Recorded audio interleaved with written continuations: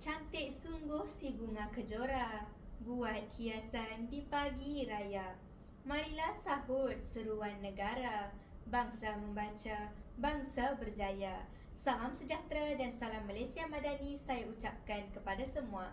Izinkan saya memperkenalkan diri. Pepatah Melayu ada mengatakan, tak kenal maka tak cinta. Nama saya Yashika Gopalakrishnan dan saya berusia 14 tahun. Saya merupakan anak didik Sekolah Menengah Kebangsaan Sultan Badlishah. Kod sekolah saya ialah KEB 5027. Dalam dunia yang mencabar ini, membaca bukan sekadar satu hobi, malah merupakan pelita yang menerangi jalan fikiran, jendela yang membuka luas dunia ilmu pengetahuan serta pengalaman. Sehubungan dengan itu, pada hari ini saya akan membicarakan 3 buah buku yang telah memberikan banyak pengajaran kepada saya, iaitu novel Pahlawan Adnan, trilogi Noktah yang Memujuk dan novel semester terakhir untuk kita. Buku pertama yang telah menjadi pilihan saya ialah novel Pahlawan Adnan, nukilan penulis Zailiani Taslim. Buku ini telah diterbitkan oleh Dewan Bahasa dan Pustaka dan berharga RM18. Walaupun hanya setebal 221 muka surat, novel ini ditulis dalam bahasa yang mudah difahami dan menarik untuk dibaca. Novel ini mengisahkan kehidupan dan perjuangan Lieutenant Adnan Saidi. Beliau telah dibesarkan dalam keluarga yang sederhana di Sungai Ramal, Selangor. Ayahnya, Pak Saidi, sentiasa menekankan kepentingan agama, ilmu pengetahuan dan semangat patriotisme. Walaupun berhadapan dengan pelbagai cabaran, Adnan tetap berusaha menuntut ilmu dan akhirnya berjaya mencapai cita-citanya untuk menjadi seorang askar. Keazaman dan kepimpinannya membolehkan beliau memainkan peranan penting dalam pengukuhan Regimen Askar Melayu. Apabila Jepun menyerang tanah Melayu, tentera British yang dianggap kuat akhirnya tewas dengan cepat. Namun begitu, askar Melayu telah menunjukkan keberanian yang luar biasa dalam mempertahankan tanah air. Dalam pertempuran yang berlaku di Singapura dan Kelantan, ramai askar Melayu telah terkorban, termasuk Lieutenant Adnan yang telah berjuang hingga ke titisan darah terakhir. Akhirnya, Singapura jatuh ke tangan Jepun pada tahun 1942 dan British terpaksa menyerah kalah. Novel ini membawa pengajaran bahawa keberanian, perjuangan dan semangat cinta akan negara merupakan nilai yang perlu ada dalam diri setiap rakyat. Sebagai generasi muda, kita perlu menghargai keamanan yang dinikmati pada hari ini kerana kemerdekaan negara merupakan hasil perjuangan dan pengorbanan para pahlawan terdahulu. Hadirin yang dihormati, buku kedua yang telah menjadi pilihan saya ialah buku trilogi Noktah yang Memujuk, hasil karya Idin Ramli. Buku ini telah diterbitkan oleh Nasihat Holding Sendirian Berhad dan berharga RM60. Trilogi ini mengandungi 649 muka surat yang syarat dengan motivasi, nasihat, renungan dan panduan untuk menjalani kehidupan secara positif. Antara perkara yang paling menarik dalam buku ini ialah mesej bahawa kegagalan bukanlah penamat sesuatu perjalanan. Sebaliknya, kegagalan merupakan peluang untuk kita memperbaiki diri dan menjadi insan yang lebih kuat.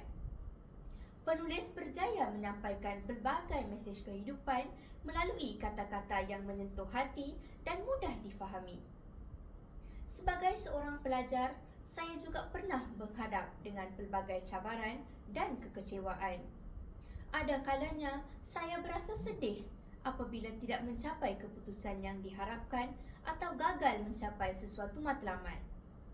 Namun, melalui buku ini, saya belajar bahawa setiap masalah mempunyai hikmah tersendiri dan setiap kegagalan membawa pengajaran yang berharga. Pada pendapat saya, buku ini sangat sesuai dibaca oleh golongan remaja kerana kandungannya dekat dengan realiti kehidupan. Buku ini mampu memberikan motivasi dan semangat kepada pembaca untuk terus bangkit menghadapi kegagalan. Sesungguhnya, kejayaan tidak datang dengan mudah, tetapi memerlukan kesabaran, usaha dan keyakinan yang tinggi. Hadirin sekalian, buku ketiga yang telah menjadi pilihan saya ialah novel semester terakhir untuk kita. Hasil karya Ainul Faria. Buku ini telah diterbitkan oleh Iman Publication dan berharga RM32. Novel setebal 449 muka surat ini mengisahkan perjalanan para pelajar yang sedang melalui semester terakhir pengajian mereka di Kolej Angkasa. Antara perkara yang paling menarik dalam novel ini ialah nilai persahabatan yang dipaparkan melalui watak Akil dan Jad. Mereka sentiasa membantu dan menyokong antara satu sama lain apabila menghadapi kesukaran. Akil dan Jad telah pertama kali bertemu apabila menyertai pertandingan badminton pada usia 15 tahun. Setelah beberapa tahun berlalu, mereka telah dipertemukan semula dan ditakdirkan untuk menjadi rakan sebilik di Kolej Angkasa. Mereka mempunyai minat yang sama, iaitu sukan badminton. Akil berasal daripada keluarga yang kurang berkemampuan dan dia perlu berusaha sendiri untuk mendapatkan apa yang diinginkannya. Manakala Jad pula merupakan seorang yang tenang, matang dan sangat menghargai hubungan persahabatan mereka. Mereka telah menjadi pasangan beregu sukan badminton kolej dan sentiasa meraih kemenangan dalam pertandingan yang disertai. Namun begitu, hubungan persahabatan mereka mula menjadi regang apabila Akil menyangka Jad menyukai rakan perempuannya. Jad tidak mengakui perkara tersebut kerana tidak mahu hubungan persahabatan mereka terjejas. Konflik yang berlaku telah menguji kekuatan persahabatan mereka. Melalui buku ini, saya belajar bahawa pentingnya menjaga hubungan persahabatan melalui kepercayaan, kejujuran dan komunikasi yang baik. Salah faham yang kecil boleh menjadi besar jika tidak diselesaikan dengan bijaksana. Hadirin yang saya hormati, ketiga-tiga buku yang telah saya pilih mempunyai keistimewaan dan pengajaran yang tersendiri. Novel Pahlawan Adnan mengajar saya tentang keberanian dan semangat patriotisme. Trilogi Noktah yang Memujuk pula mampu memberikan motivasi untuk terus melangkah menghadapi kegagalan. Seterusnya, novel semester terakhir untuk kita mengingatkan saya tentang pentingnya menjaga hubungan persahabatan dan menghargai insan yang sentiasa berada di sisi kita. Buku merupakan sahabat yang tidak pernah mengkhianati, guru yang tidak pernah jemu mengajar, dan jendela yang sentiasa terbuka untuk diterokai.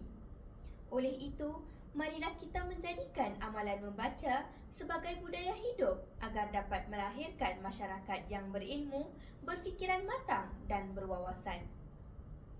Pohon meranti teguh berdiri, tempat berteduh di tengah laman. Ilmu dicari setiap hari, menjadi panduan sepanjang zaman. Sekian, terima kasih.